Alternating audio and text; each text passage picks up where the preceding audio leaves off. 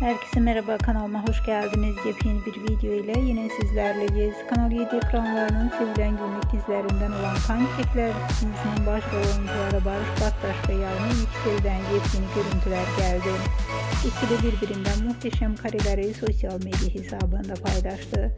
Fotoğraflar hayranlar tarafından büyük ilgi gördü. Fotolara kısa sürede binlerce beğeni ve yorum geldi. Biz de bu güzel görüntüleri sizlere sunuyoruz. Umarım videomu beğenirsiniz. Videomu beğenmeyi, kanalıma abone olup bize destek olmayı lütfen unutmayın. Bir sonraki videoda görüşmek üzere. Hoşçakalın.